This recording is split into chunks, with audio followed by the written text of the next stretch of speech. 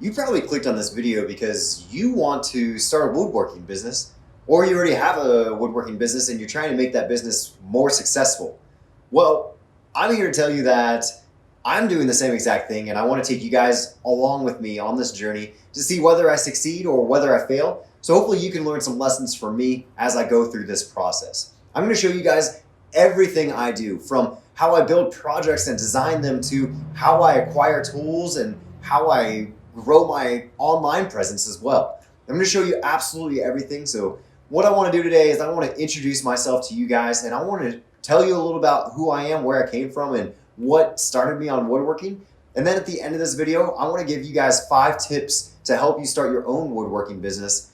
First thing I'm going to start with is, who am I? Well, my name is Justin, and I grew up in this little town called Waynesboro, Pennsylvania, real small little area, real nice little community. And my woodworking career kind of started back in like 2015-ish. So I just graduated high school in 2014, and I was working at the sign shop, and I was doing CNC routing, and I was building signs, doing graphic design. I was doing some other small freelance photography on the side. All the meanwhile, I was also going to school at the same time. But with the CNC routing and that sign shop, it really kind of helped me discover a passion of mine, which is working with my hands and building products for customers. I absolutely love the entire process of that, but I really didn't know what I wanted to do at that point. So, like a lot of people that flunk out of college, I enlisted in the United States military. So I'm proudly serving now in the United States Air Force. I'm stationed up here in Spokane, Washington, and I'm a SEER specialist. So basically what I do is I am a instructor for the Air Force Survival School. So I get to camp, I get to do a lot of different different mission sets, and I absolutely love my job. I love what I do, and it's been a great career so far. And the Air Force has really provided me with a lot of great opportunities. Now, one of those opportunities was I was able to buy my first house in 2019. And this is kind of where my woodworking kind of blossomed again. So like a lot of people that buy their first house, I wanted to change everything about it. So I started a pretty large house renovation.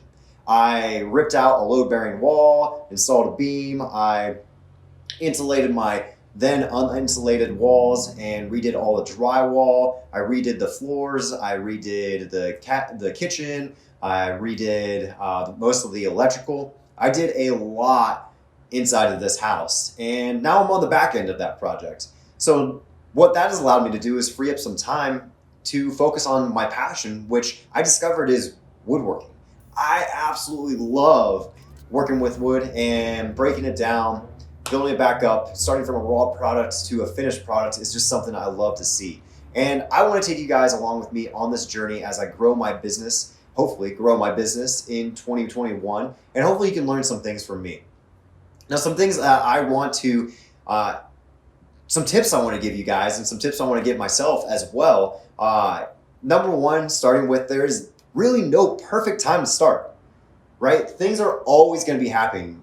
No one ever expected COVID-19 to happen in 2020. No one ever expected the stock market to crash in 2008. There's a variety of things that you can never predict that are going to happen, but there's no better time to start than right now. I personally have very little risk invested in this business. It is kind of a side business, and I have a full-time job where I am insured and I have a regular paycheck. But as long as you have these tools and you don't put yourself in a financial bind, there's really not a lot of risk involved with something like this. And there's no perfect time than starting right now. 1 year from now, if you look back at this exact moment and you say, man, I wish I had started, you're only going to think about the wasted time that you could have been building your business the entire time. Which leads me into tip number two, which is start where you are with what you have. By starting where you are and with what you have, it doesn't put you in that financial bind. It kind of helps you focus and start small and then gradually grow into a larger business. I was very fortunate to have a lot of the tools I needed to start with because of my house renovation.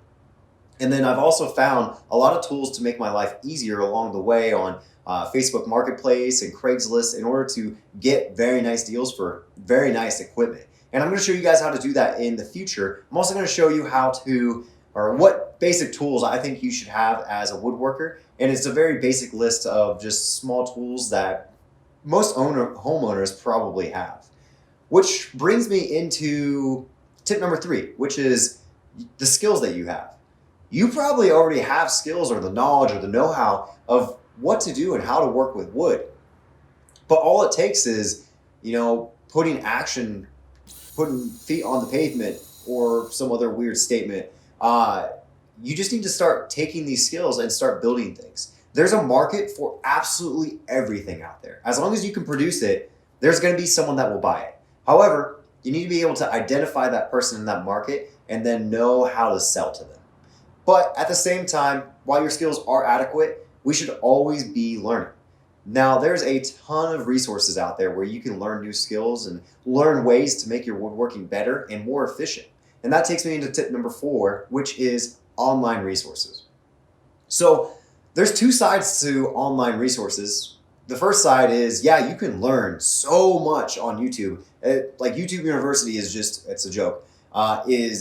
There's so much information out there that you can consume as long as you sift through some of the BS and find the good, accurate information, and then fact check that, on other resources, like using Google, finding reputable sources, using different magazines. There's so many resources out there to learn new information. And it's just waiting for you to go read it, watch it, whatever it is. And then the other side of that is you can sell so much online now. Etsy, Facebook Marketplace, Craigslist. There's a variety of different apps and marketplaces out there where you can sell all of your products. But you can't sell these things if you don't get them out there, which is tip number 5. Get these products that you create out there into the inner space, into your local community, and take responsibility for growing your business. Growing your business is fully on you. You're the marketing team, you're the accountant, you're the HR department, you are debt collection, you are absolutely everything for your business. But it all starts with finding and figuring out how you're going to accomplish that. In the future, I'm going to provide you guys with content on how to build different products and design different things, to how to grow a social media presence, to how I set up my business and how I run it from an accounting side.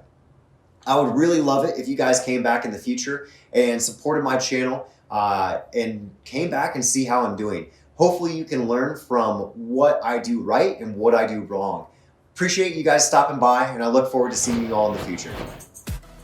If you want to see more content like this in the future, be sure to hit that subscribe button and bell icon. That way you can get notified whenever I post a video. Thanks for viewing.